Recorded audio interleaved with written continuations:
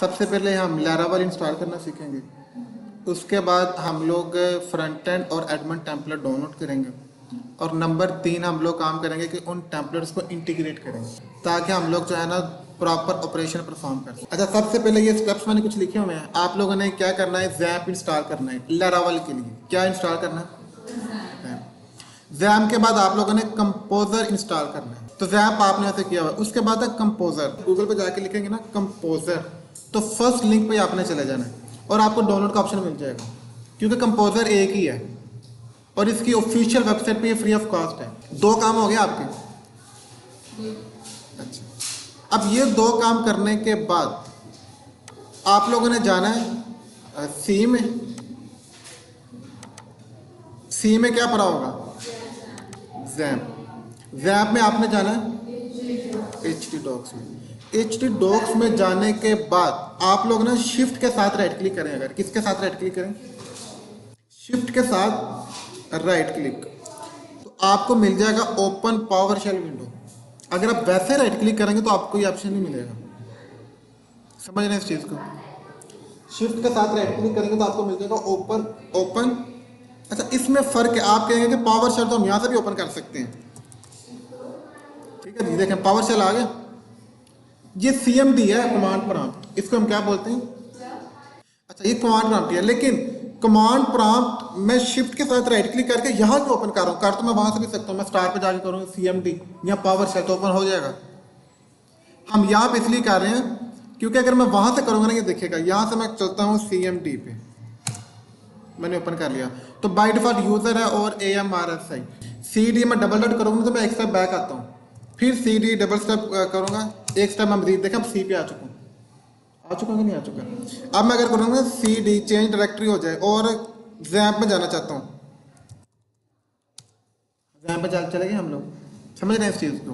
तो ये कितना मुश्किल हो गया कि आप पहले फोल्डर से बाहर आए तो फिर आप उसको CD चेंज डायरेक्टरी करें। मैंने ज़ैम्प पे जाना है, वो ज़ैम्प पे आ चुका है। फिर आप करेंगे CD HD डॉक्स, अब HD डॉक्स पे आ चुका है कि नहीं आ चुका? तो इसमें थोड़ा सा मुश्किल होता है। तो सीधा HD डॉक्स पे डायरेक्ट आए और राइट क्लिक करके पावर शेल पे जाएं, open PowerShell window here, तो वो डायरेक्ट आपको HD डॉक्स पे लेके जाएगा। देखें डायरेक्ट आ गए, ये सहूलत है। अब यहाँ पे आपने एक छोटी सी कमांड रन करनी है। ठीक है, तो ये CD करने की जरूरत नहीं है, ये मैंने आपको डायरेक्ट बता दिया स्टेप। इसको हम वैसे ही रिमूव कर देंगे। अब यहाँ पे आपने लिखना आके ये कमांड चलानी है, कंपोजर क्रिएट प्रोजेक्ट laravel/laravel। यहाँ पे आप लोग अपने प्रोजेक्ट का नेम बता दें जो भी आपका दिल करता है। हम लोग ई-कॉमर्स बना रहे हैं, बाकी आपने सिंटैक्स में गलती नहीं करनी। तो ये सारी की सारी लाइन आपने कहाँ पे लिखनी है? यहाँ पे। सेकंड स्टेप हो गया एंटर। वैसे ई-कॉमर्स बना होगा क्योंकि सेम नाम के 2 नहीं हो सकता। अब मैं ये कमांड रन कर रहा हूँ ई-कॉमर्स में। शिफ्ट के साथ राइट क्लिक किया, ओपन पावर शेल विंडो जी, ये कमांड चल गई है जी। तो अब ये मुझे ना वो सर्वर का एड्रेस दे रहा है। क्या दे रहा है? तो ये सर्वर एड्रेस आप लोगों ने कॉपी कर लेना यहाँ से, और ब्राउजर पे आके ना आप लोगों ने क्या करना है,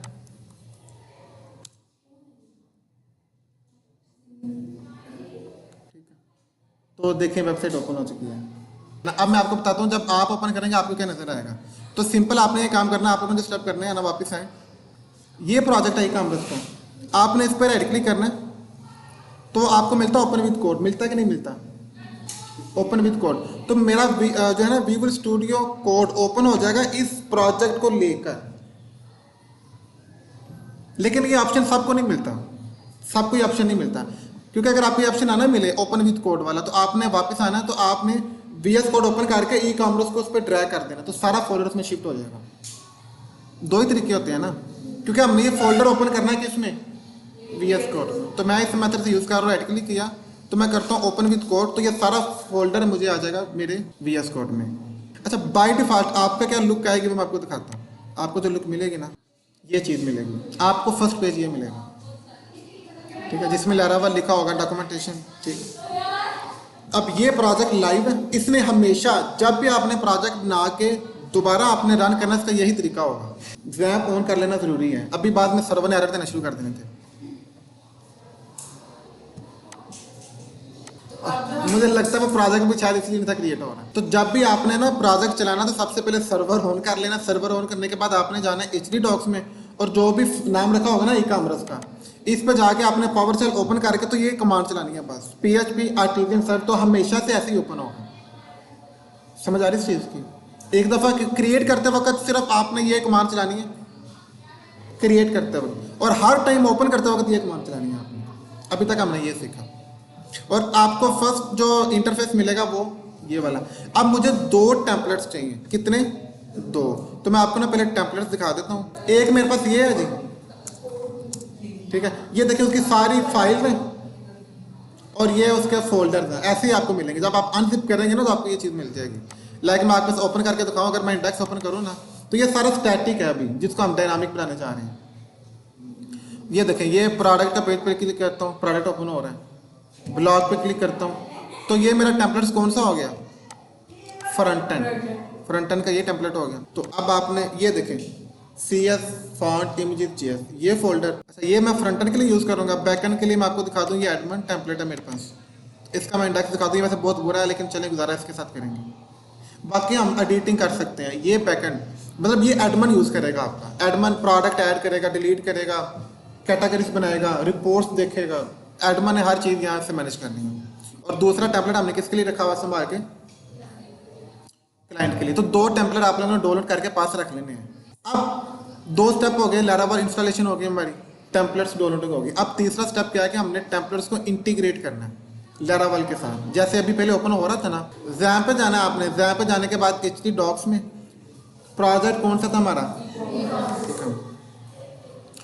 आगे जाके ना हम इस पर एक चीज़ सीखेंगे कि ये बेसिकली ना लैरावेल है, लेकिन ये अप्रोच यूज़ करता है MVC अप्रोच। MVC कभी सुना है नाम? MVC का मतलब होता है कि आपके 3 फोल्डर एग्जिस्ट करेंगे हर काम में। एक फोल्डर होगा जिसका नाम होगा मॉडल, एक फोल्डर होगा जिसका नाम होगा व्यू, और एक फोल्डर होगा जिसका नाम होगा कंट्रोलर। ये 3 फोल्डर होंगे, मॉडल, व्यू, कंट्रोलर।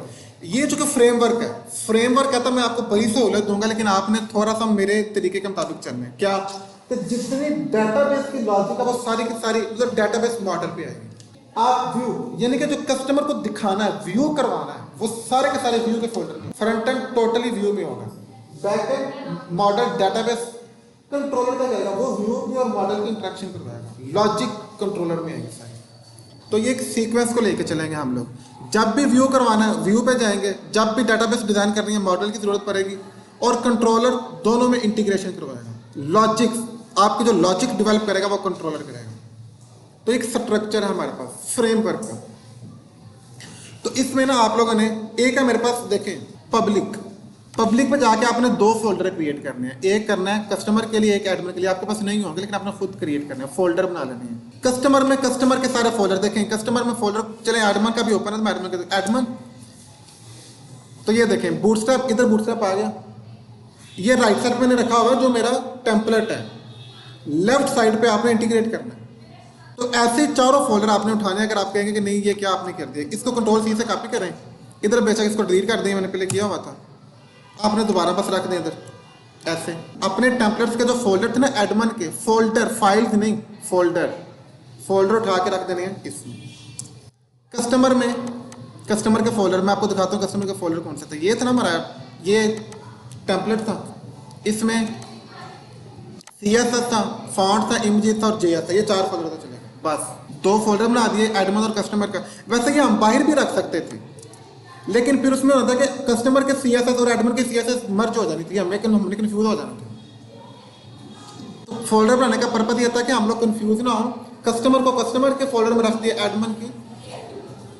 ये एक स्टेप हो गया। अब सवाल ये पैदा होता है, जो मेन सवाल है कि फोल्डर तो हमने मेंटेन कर दिया, ठीक है, फोल्डर तो मेंटेन कर दिया, लेकिन इन फाइल्स का क्या बनेगा? तो सारी फाइल्स कॉपी कर लेंगे हम।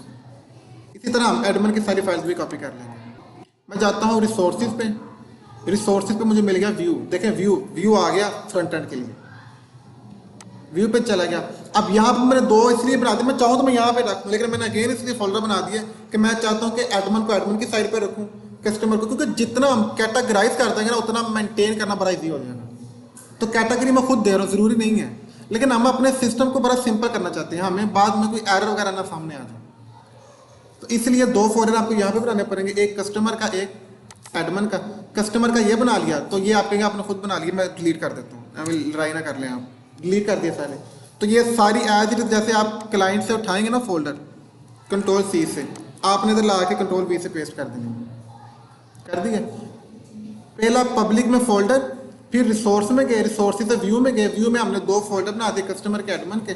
कस्टमर में कस्टमर की फाइल, एडमिन में एडमिन की फाइल। अब आपने नेक्स्ट क्या करना, चेंजिंग करनी है। ये HTML है, इंडेक्स को खत्म करें, इंडेक्स आपने करना डॉट ब्लेड, ये ब्लेड पे लेक्चर होगा, ब्लेड क्या करते हैं, ये ब्लेड की वर्ड है, ये यूज करना आपने, ब्लेड डॉट PHP, बस नाम चेंज। इसी तरह इधर आए कॉन्टैक्ट पे, कॉन्टैक्ट को भी चेंज कर दें, क्या, dot blade dot PHP, PHP है हमारी, ब्लॉग लिस्ट पे आए, चेंज कर दें, डॉट ब्लेड डॉट PHP। तो फिलहाल मैंने 3 को ही किया, हमने पर्पस समझ, ऐसे आपने सबको कर लेना। इंडेक्स को कॉन्टैक्ट, प्रोडक्ट बड़ा जरूरी है, जिसे कर लेते हैं, product dot blade dot PHP। तो अभी तक सिर्फ 2 स्टेप हमने किए हैं, कर लिए। तो ये 2 स्टेप जो है ना हमारे इधर आते जा रहे हैं, जो भी होगा ना वो सारा का सारा इधर आ रहा है आपके पास। ये देखें लेफ्ट साइड पे सारा फोल्डर स्ट्रक्चर ही तो है आपके पास, क्या ख्याल है। तो हम किधर गए थे, आपको याद हो, मैं ये रिसोर्सेज था, रिसोर्सेज में व्यू ऐसे ओपन कर लिया, बंद कर दिया मैंने। ये पब्लिक था, पब्लिक में क्या रखा मैंने, एडमिन का और कस्टमर का। कस्टमर में ये देखें कस्टमर की सारी फाइल्स आ गई, यानी कि ये VS कोड सारा आपको दिखा रहा, वही स्ट्रक्चर मैंने उधर देखा था। तो मैं चलता हूँ रिसोर्सेज पे, रिसोर्सेज पे कौन से थे हमारे पास, व्यू में गए थे, ठीक है। व्यू में हमने कस्टमर में मैंने क्या क्या रखा था आपको याद होगा, ये देखें अबाउट आर्ट अभी तक HTML है, मैंने चेंज नहीं ना किया अबाउट आर्ट, बाकी मैंने चेंज कर दिए थे contact dot blade dot PHP, index को, प्रोडक्ट, और यही हम यूज कर सकते हैं, जिनको हम ब्लेड डॉट PHP कर देंगे। तो बाय डिफॉल्ट पेज आ रहा था ये वेलकम ब्लेड डॉट PHP, ये वाला जो अभी आपको नजर आ रहा है ना पेज, यहाँ पे ये वाला पेज।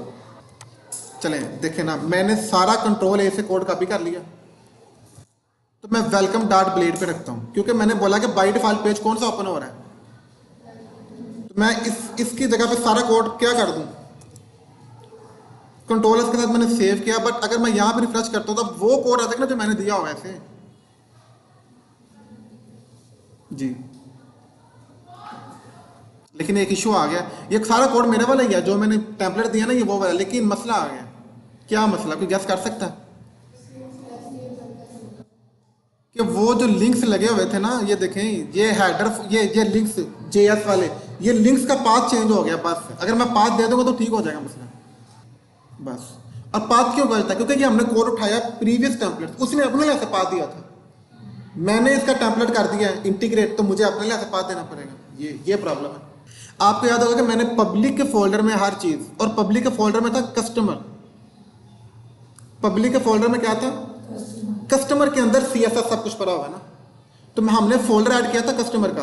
बाय डिफॉल्ट पब्लिक को एक्सेस कर लेता, ये ध्यान में रखना, पब्लिक फोल्डर है ना जो, उसको लैरावेल बाय डिफॉल्ट एक्सेस कर लेता। आप कहेंगे कैसे, मैं अभी आपको एग्जांपल समझाता हूँ। अगर ये देखिएगा, पब्लिक में जाता हूँ मैं, ये पब्लिक था, और पब्लिक पे ये कस्टमर की फाइल्स, अगर मैं इन चारों को कॉपी कर लूँ और मैं बाहर मेन पे लाके रख दूं, अब इंशाल्लाह एरर नहीं होगा, पाथ मिल गया उसको, समझ आ गई।